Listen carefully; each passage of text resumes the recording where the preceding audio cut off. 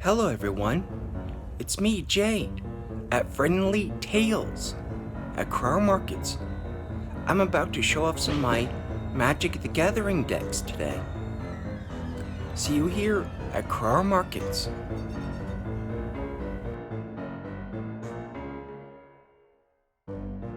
Hello everyone, welcome to another Magic the Gathering look-see at my decks. This is my Rogue Commander deck. It's a 100 card deck including my Commander. My Commander is Anowon the Ruined Thief for 4 mana. It has other rogues you control get +1/+1. Not really effective because most of my creatures are already 1/1s or 2/2s. So, that's a hit and miss on that one. But its second ability is whenever one or more rogues you control deal combat damage to a player, that player mills a card for each 1 damage dealt to them. If the player mills at least 1 creature card this way, you draw a card. Now, most of my creatures in this deck are rogues. And unblockable rogues, or at least rogues I can give unblockable to them. So when they take damage, they take it all, and then they mill most of their deck. Very effective. I also have a token, the Monarch. At the beginning of your end step, draw a card. Whenever a creature deals combat damage to you, its controller becomes the Monarch.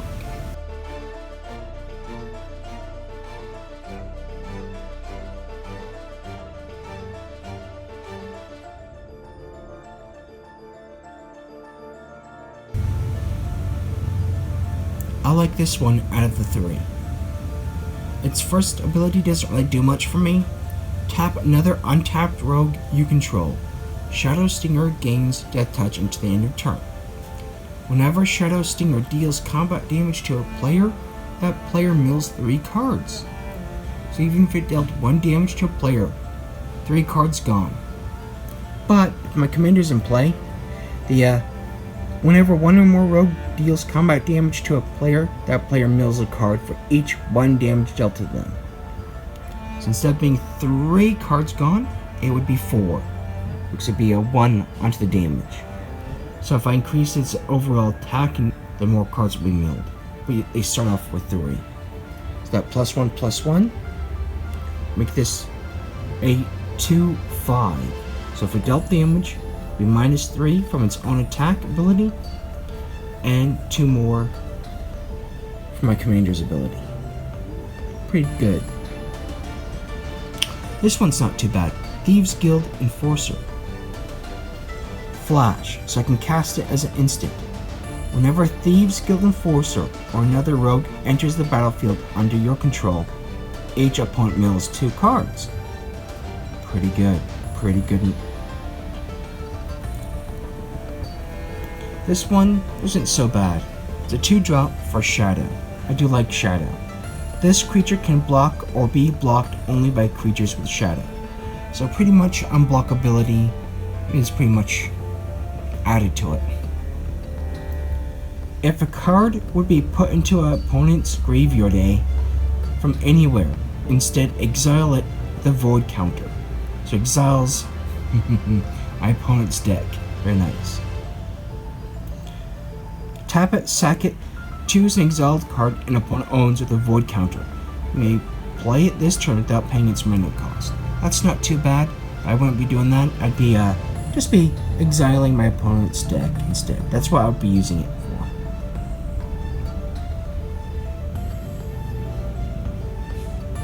Your deck.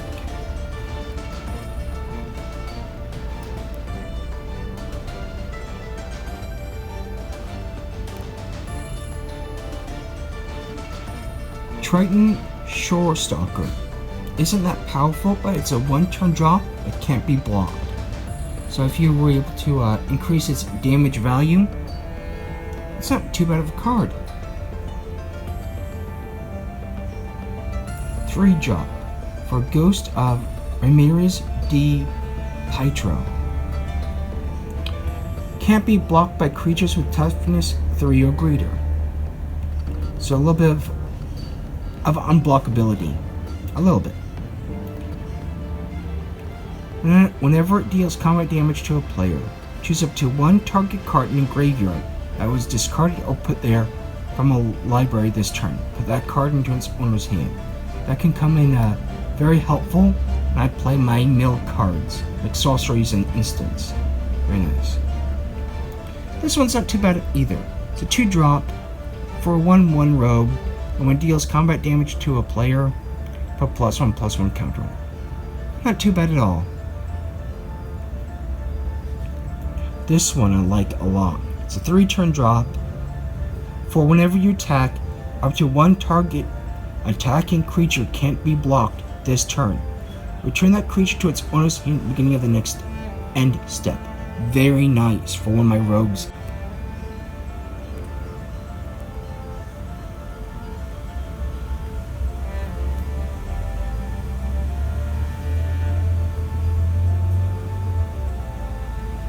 Blighted Agent. Very nice. It's a 2-turn drop with Infect. That means my opponent has 10 or more poison counters. They lose the game. Well, at 10 actually. Blighted Agent is unblockable. So they get poison counters. If my commander is in play, they mill. Win-win. Especially if I can increase his attack value. Like with cards like this. Other blue creatures you control get +1/+1. Other black creatures you control get +1/+1. So if I had something like that out, it's now 2. My commander, that's now 3. That's 3 poison counters, and they mill 3 minimum because they can't block it. They can prevent damage, but can't block it. Merfolk Legend. Pay 3 mana. Target player puts the top 3 cards of his or her library into his or her graveyard. So for every 3 mana you can generate, they mill 3. I like that. Runecrab. It's a 1-turn landfall. Whenever a land enters the battlefield under your control, each opponent mills 3. Very deadly. I have 3 of these in my modern deck. Very, very nice. Bit high, but you know, high in mana, but it's not too bad. Flying, +1/+1 to other blue and other black creatures I control.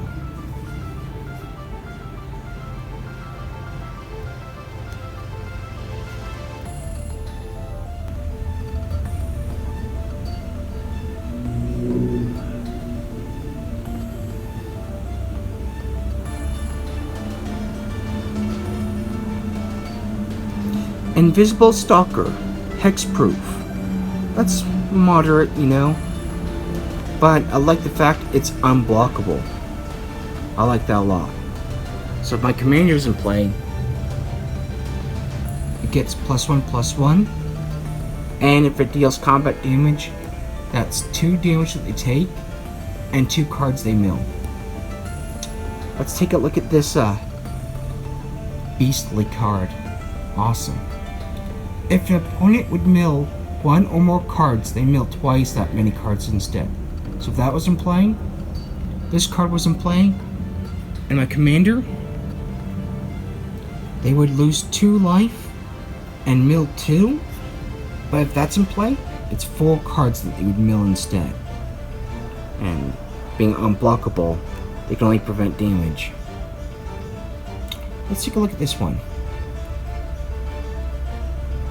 Whenever Cradle of Baldur's Gate deals combat damage to a player, that player loses 1 life and mills a card. And scry 1. I don't really attack with them, but second ability is really good. Whenever you attack, you may pay 2 mana, or 2. If you do, target creature can't be blocked this turn. So if you're attacking, you have a lot of mana, just pay 2 mana for each creature, they're now unblockable. So that means your opponent's losing a little bit of life, but they're going to be milling a lot of their deck. They would be milling a lot of their deck. 2-turn drop for Flash, second play is an instant. Flying, it's a 1/3, and has, as long as an opponent has 8 or more cards in their graveyard, rogues you control get +1/+0, including itself. Second ability, whenever one or more rogues you control attack, each opponent mills 2 cards. I only have 2 planeswalkers in this deck. This one is the best one. It's Ashawak. Dream Render. Spells and abilities our opponents control can't cause their controllers to search the library. Pretty good against people who play with non-basic land, but you know, it's not really that helpful. But its -1 is target player puts the top 4 cards of their library into their graveyard, then exile each opponent's graveyard. So all those cards have been milling throughout the whole game. Their graveyard is empty, gone from the game for good.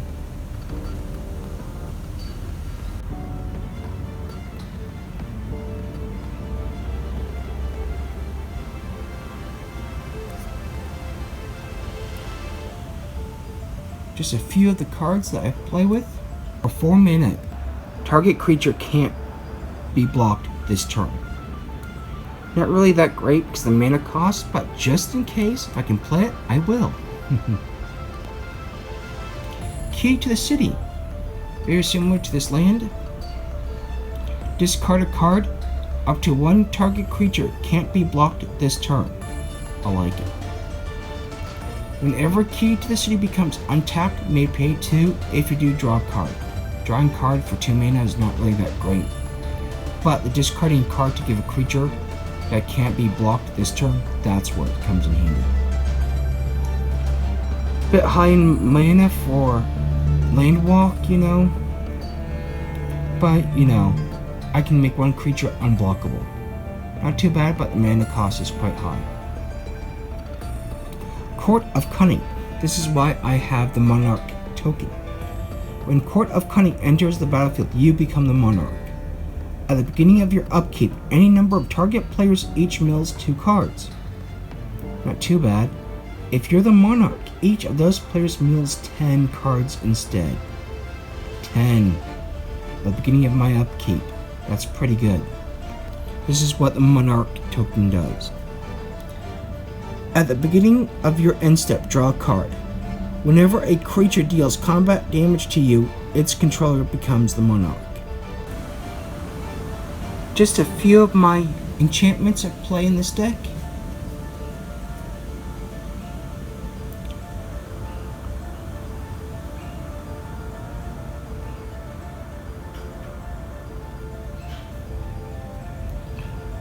Chronic Flooding. Enchanted Land. Whenever Enchanted Land becomes tapped, its control puts the top 3 cards of his or her library into his or her graveyard.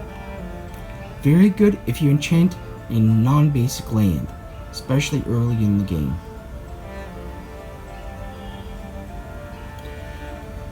Tricks of the Trade. Enchanted creature gets +2/+0 and is unblockable.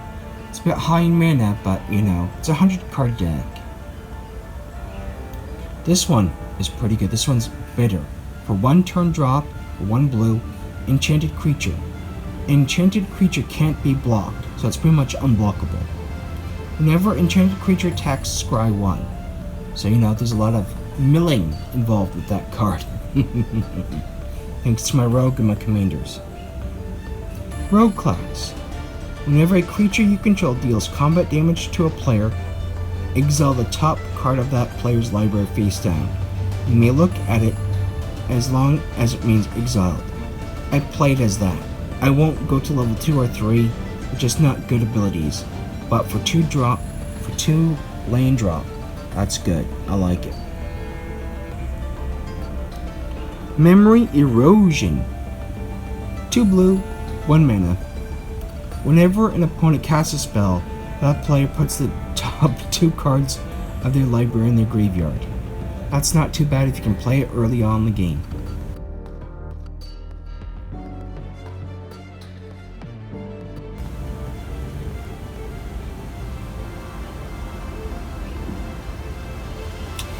Two mana for Kicker 4. Each opponent mills 8 cards. If this spell was kicked instead, each opponent mills half their library rounded up. I don't usually often use the Kicker. I find it's quite of a mana drain. But on your second turn, there goes 8 of their cards straight away. I like that. Ghost 4. 2 mana, sorcery. Up to 2 target creatures can't be blocked this turn. Not too bad. I play it only if my commander's out. Mind Sculpt. 2 mana. Target opponent puts the top 7 cards of his or her library into his or her graveyard. Dream Twist. For 1 mana, target player puts the top 3 cards of his or her library into his or her graveyard. And for 2, Flashback. You may cast this card from your graveyard for its flashback cost, then exile it. Not too bad at all.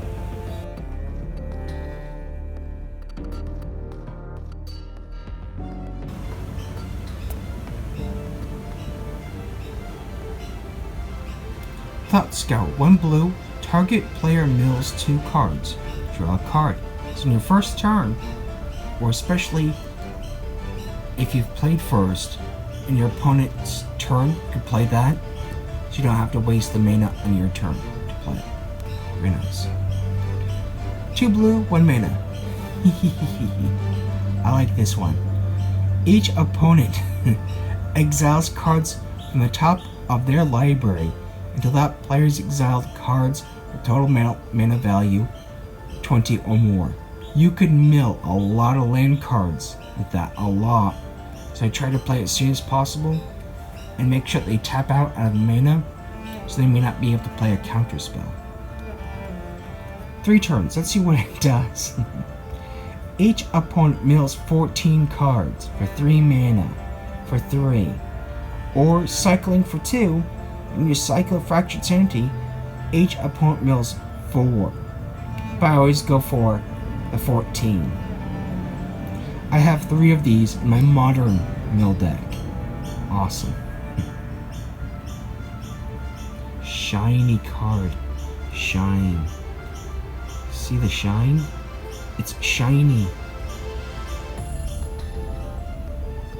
These are the last few spell cards that I like the most in this deck.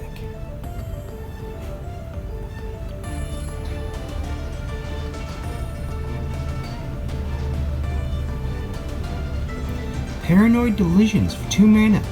Target player puts the top 3 cards of his or her library into his or her graveyard. Cipher. Then you may exile this card and encode it on a creature you control. Whenever that creature deals combat damage to a player, its control may cast a copy of the encoded card without paying its mana cost. So if I put this on a creature that can't be blocked, it's a rogue, and my commander's out in play, and it's dealing constant damage, it's a +3 mil for every time it deals damage. Glimpse the Unthinkable. For 2 mana, target player mills 10 cards. Very nice. Mind Grind. For 2 mana and X. Each opponent reveals cards from the top of his or her library until she reveals X land cards, and puts all cards revealed this way into his or her graveyard. X can't be 0. That's actually a powerful card. You won't be making friends if you successfully cast this card, that's for sure. But in Magic, there is no such thing as a friend. Unless, of course, you're playing like 2 versus 2. Then you have a buddy on your side. 3 mana, go blank. Target player discards 2 cards. Not really that powerful, but then exile all cards from that player's graveyard. I like that part the most. Thank you all for watching. I'll see you sooner or later. Shine. Shine. Shine.